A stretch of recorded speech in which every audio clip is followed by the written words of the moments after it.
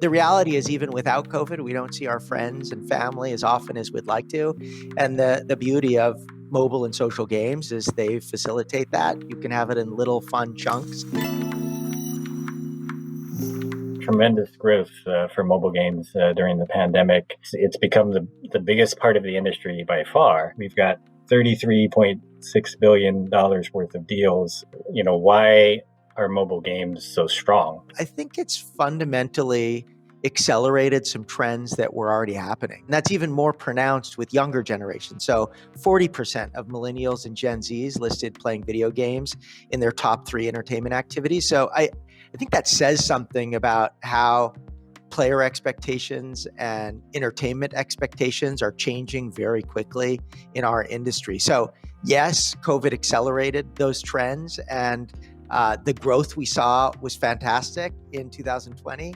But I think there was interest in connecting with friends and family virtually if you couldn't see them physically. And I think social and mobile games really filled that niche well. And I think people just got used to that. People are thinking about mobile games as a social engagement platform.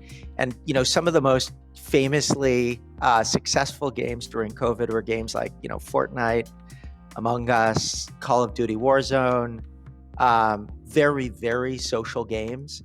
We always were leaning in heavily into social. I mean, Krista Wolf and Aber Whitcomb, who are my partners here, were the founders of MySpace. It's always been core to what we make and what we do.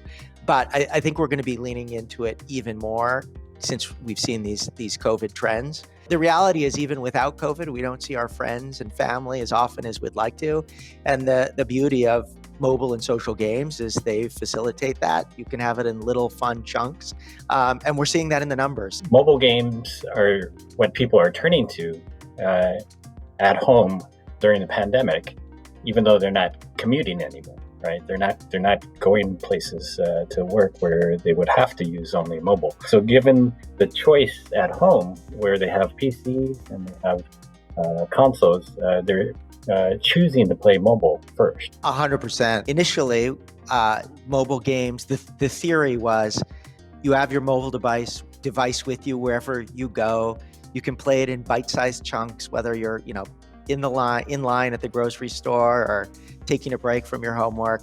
And the fact that players now are choosing mobile games as an alternative to amazing entertainment options at home. So, picking up their phone instead of turning on the TV and watching Netflix or Disney Plus or their console, if they're already gamers. It's just a little bit of a different experience. It's always social because you have your whole social graph right there with you. If you look at a lot of the biggest IPs that exist right now, wonderful IPs like Marvel and Harry Potter, and the list goes on and on.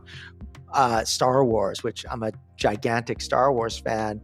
Many of these were created many, many years ago, and it'll be interesting to see, the franchises of the future, where they come from, where they get their start.